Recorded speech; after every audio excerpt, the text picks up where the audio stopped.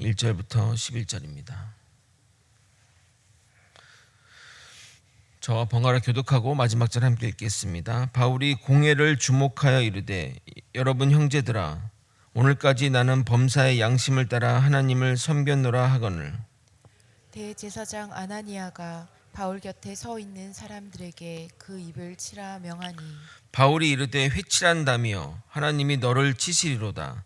내가 나를 율법대로 심판한다고 앉아서 율법을 어기고 나를 치라 하느냐 하니. 곁에 선 사람들이 말하되 하나님의 대제사장을 내가 욕하느냐. 바울이 이르되 형제들아 나는 그가 대제사장인 줄 알지 못했노라. 기록하였을 때 너희 백성의 관리를 비방하지 말라 하였느니라 하더라. 바울이 그중 일부는 사두개인이요 다른 일부는 바리새인인 줄 알고 공회에서 외쳐 이르되 여러분 형제들아 나는 바리새인이요 또 바리새인의 아들이라. 죽은 자의 소망 곧 부활로 말미암아 내가 신문을 받노라. 그 말을 한즉 바리새인과 사두개인 사이에 다툼이 생겨 무리가 나누어지니 이는 사두개인은 부활도 없고 천사도 없고 영도 없다 하고 바리새인은 다 있다 함이라. 크게 떠들새 바리새인 편에서 몇 서기관이 일어나 다투어 이르되 우리가 이 사람을 보니 악한 것이 없도다. 또 혹 영이나 혹 천사가 그에게 말하였으면 어찌하겠느냐 하여 큰 분쟁이 생기니 천부장은 바울이 그들에게 찢겨질까 하여 군인을 명하여 데려가 무리 가운데서 빼앗아 가지고 영내로 들어가라 하니라. 함께 읽겠습니다. 그날 밤에 주께서 바울 곁에 서서 이르시되 담대하라. 내가 예루살렘에서 나의 일을 증언한 것 같이 로마에서도 증언하여야 하리라 하시니라. 아멘. 천부장의 불법 행위가 오히려 사도 바울에게 유리하게 되었습니다. 이런 상황을 전화위복이라고 말하는데 이제부터 천부장은 어떻게든 사도 바울을 살리는 일이 사명이 되어 버렸습니다. 나중에 이 천부장이 사도 바울을 로마로 가는데 어떤 역할을 하는지 살펴보겠지만 하나님은 예수님과 전혀 상관없는 자를 들어서 사명자를 지키고 보호하신다는 것을 깨달아야 합니다. 제가 이 사실을 몇 번 강조했지만 우리가 우리의 안위와 생명을 보존하려고 노력하기보다는 오히려 사명을 더욱 붙들 때 주님의 보호하심을 경험하게 될 것입니다. 오늘은 천부장의 주선으로 열린 사내들의 공회에서 사도 바울이 어떻게 가이사라로 가게 되었는지 그 과정을 살펴보겠습니다. 여기서 사도 바울의 지혜가 돋보이는 장면이 연출될 것입니다. 호랑이 굴에 끌려가도 정신만 차리면 산다는 말처럼 그의 침착함과 위기 대처 능력에 다시 한번 감탄을 하게 됩니다. 본문을 따라 주신 은혜를 나누도록 하겠습니다. 천부장 글라우디오 루시아는 바울과 이스라엘 백성과의 문제가 종교적인 문제임을 알았기에 사내들인 공회를 개최하여 문제 해결을 하려고 하였습니다. 원래 로마 정부는 종교 문제에 관해서는 관여하지 않았으나 바울과 엮인 일로 인해 계속 관여하는 상황이 된 것입니다. 바울이 공회에 서서 지금까지 하나님 앞에서 선한 양심으로 살아왔다고 말하자 대제사장 아냐니아가 바울의 입을 치라고 명령합니다. 이 아냐니아는 요세푸스 기록에 의하면 매우 탐욕적이고 포악한 사람으로서 AD 48년부터 11년간 대제사장을 역임했던 인물입니다. 성경에 아냐니아라는 이름이 많이 나오는데 그런 사람들과는 전혀 상관없는 새로운 아나니아입니다. 전임 대제사장을 암살 사주하여 자신이 그 자리를 차지했고 자신들의 정적들에게 폭력을 가하거나 살해 협박을 하고 또 일반 사람에게 살해 협박 등을 하는 등 이런 행동으로 인해 일반 사람들에게는 성직을 더럽힌 사람으로 알려져 있습니다. 대제사장으로 역임하며 엄청난 부를 축적했고 퇴임 후에도 그 부로 유대사회에 그 막강한 영향력을 미쳤다고 합니다. 특히 그는 친로마 성향이라서 유대 민족주의자들에게 미움을 받았는데 로마와 유대의 전쟁이 발발하자 유대 민족들에 의해 죽임을 당하게 됩니다. 대제사장 아나니아가 바울의 이야기를 듣지도 않고 그의 입을 치라고 명령한 것은 그의 인격을 모독하는 행위며 그가 얼마나 교만한지를 보여주는 모습이라 하겠습니다. 이에 바울이 그에게 이렇게 말합니다. 바울이 이르되 회칠한 담이여 하나님이 너를 치시리로다. 내가 나를 율법대로 심판한다고 앉아서 율법을 어기고 나를 치라 하느냐 하니 이 겉과 속이 다른 인간아 하나님이 내가 아닌 너를 치시리라. 너가 나를 심판한다고 앉아있는데 그럴 자격이 있느냐고 호통을 치게 됩니다. 이에 대제사장에게 하나님의 대제사장에게 무슨 말버릇이냐며 한 명이 따지자 이렇게 답변합니다. 바울이 이르되 형제들아 나는 그가 대제사장인 줄 알지 못했노라. 기록하였을 때 너희 백성의 관리를 비방하지 말라 하였느니라 하더라. 백성의 책임자를 비방하지 말라는 그런 성경 말씀이 있는데 제가 실수했네요. 그가 대제사장인 줄 몰랐습니다 라는 말입니다. 그런데 정말 사도 바울이 그가 대제사장인 줄 몰랐을까요? 외국에 오래 있었기에 대제사장이 누구인지 그 얼굴은 모를 수 있어도 그가 입은 의상이나 또 그가 앉은 자리를 통해 대제사장인 것을 알 수 있었고 또 그의 악행에 대해 들었기에 3절에서 보듯이 마치 알고 이야기하는 듯한 내용으로 그를 질타하고 있습니다. 그런 불의를 못 참는 강직한 성격이 그 사도 바울의 모습이 드러난 모습이라 하겠습니다. 산헤드린 공회는 유대 최고의 의결 기관이로서 이곳의 결정은 가장 권위 있고 가장 힘이 있는 그런 결정이라고 하겠습니다. 그러기에 사도 바울이 자신의 판결이 결코 유리하게 나지 않을 것을 알았기에 동태를 살피고 이렇게 이야기합니다. 6절을 여러분이 한번 읽어보도록 하겠습니다. 함께 읽겠습니다. 시작. 바울이 그중 일부는 사두개인이요 다른 일부는 바리새인인 줄 알고 공회에서 외쳐 이르되 여러분 형제들아 나는 바리새인이요 또 바리새인의 아들이라 죽은 자의 소망 곧 부활로 말미암아 내가 신문을 받노라. 이 사두개인과 바리새인들은 서로 앙숙이라고 할 수 있습니다. 정치적으로 보게 되면 여당과 야당의 관계를 할 수 있습니다.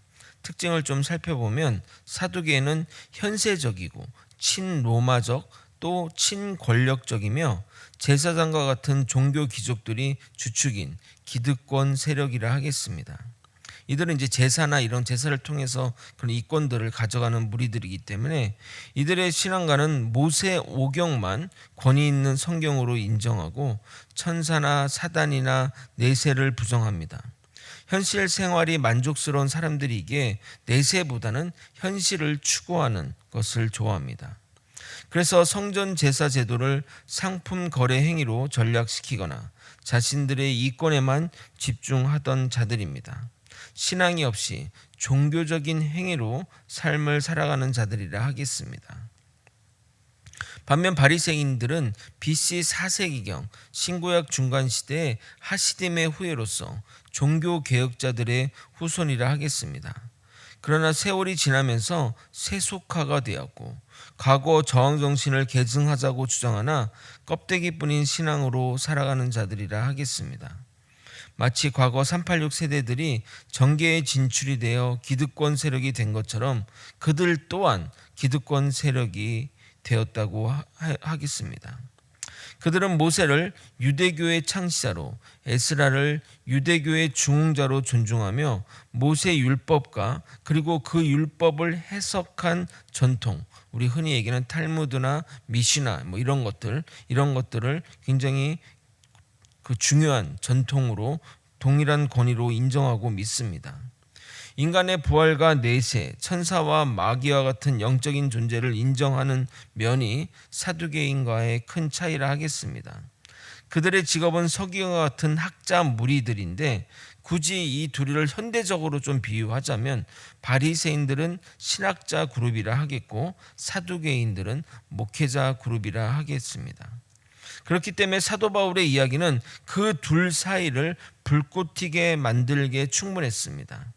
특히 자신을 바리새인이라고 말하면서 바리새인의 아들이라고 말하니 얼마나 바리새인 입장에서는 측은지심이 들지 않겠냐 이 말입니다. 결국 회의장은 두 갈래로 나뉘게 되고 서로 간의 논쟁이 격발하게 됩니다. 7절과 8절을 읽어도록 하겠습니다. 그 말을 한즉 바리새인과 사두개인 사이에 다툼이 생겨 무리가 나누어지니 이는 사두개인은 부활도 없고 천사도 없고 영도 없다 하고 바리새인은 다 있다 함이라. 사도 바울이 그들의 분란을 조정했다고 여겨질 수 있지만 사도 바울이 악을 행하거나 거짓말을 하거나 불법을 행한 것이 아니기에 예수님의 말씀을 따른 정말 뱀같이 지혜로운 그런 모습이라 하겠습니다.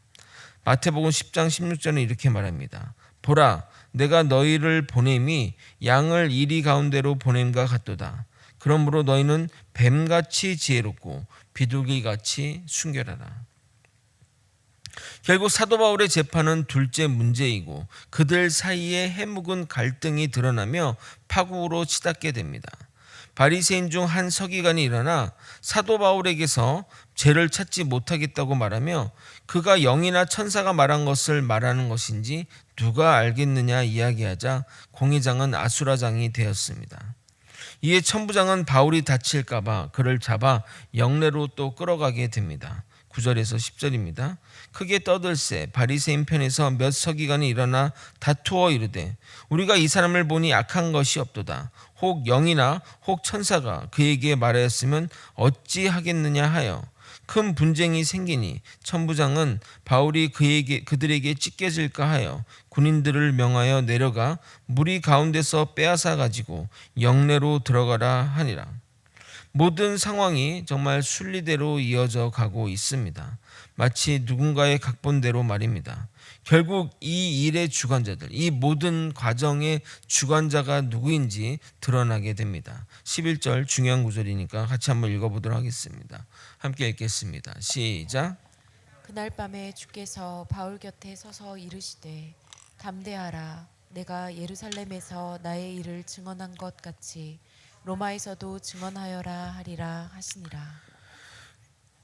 이제야 모든 것이 이해가 됩니다. 바울 주변의 사람들이 그렇게 예루살렘 올라가지 말라고 반대하고 했음에도 불구하고 사도 바울이 예루살렘에게 올라간 이유하며 성전에 올라가 규례를 치른 것도 천부장이 그를 잡은 것도 모든 일이 주님의 계획하에 이루어진 일임을 알 수 있습니다. 그래서 사도 바울은 전혀 두려워하지 않으며 침착하게 모든 일을 이끌어 간 것입니다.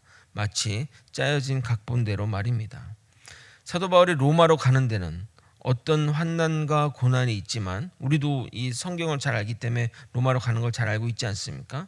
그러니까 요 상황이 있으면 또 그렇지는 않겠지만 요 말씀이 있기 때문에 우리는 사도 바울이 어떻게든 로마에 가게 될 것을 확신할 수 있는 것입니다. 말씀을 정리하겠습니다. 하나님이 사도 바울을 로마로 이끄시는 큰 그림 가운데 일어나는 여러 가지 일들을 우리 입장에서는 조바심 내고 걱정하고 염려하고 바라보겠지만 다 하나님의 계획 안에 있는 일입니다. 사도 바울을 아끼는 사람들이 성령의 인도함을 받은 충원도 선지자의 조언도 물리칠 때는 사도 바울이 너무 고집부리는 것 아닌가? 왜 저렇게 무리하며 나아가려고 하는 것일까? 혹시 예루살렘으로 가져가는 연보 때문에 그러는 것일까? 여러 가지 생각이 들었지만 사도 바울은 철저히 하나님의 뜻을 따라 움직인 것입니다. 그래서 그는 전혀 긴장하지 않고 침착했던 것이며 시기적절하게 마치 짜여진 각본처럼 필요한 곳에 필요한 말을 하는 모든 행위들이 이제야 이해가 됩니다. 주께 붙들린 자는 주님의 뜻을 물으며 주님께 나아가 주님의 뜻대로 하면 되는 겁니다. 저 또한 이런 사도 바울처럼 미래에 대한 걱정과 근심으로 살지 않고 온전히 주님께 속한 자 되어 살아가기를 소망합니다. 가라고 하면 가고 오라고 하면 오고 멈추라면 멈추고 그런 주님의 인도함을 받는 저와 여러분이 되시길 예수님의 이름으로 소망합니다. 기도하겠습니다. 하나님 아버지, 하나님의 뜻 가운데 살아가는 믿음의 백성들이 다 되기를 주님 붙들어 주시고 인도하여 주시옵소서.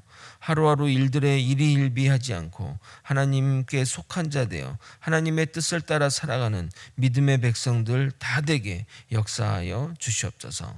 사랑이 많으신 예수 그리스도 이름으로 기도드립나이다. 아멘. 주님이 가르쳐준 기도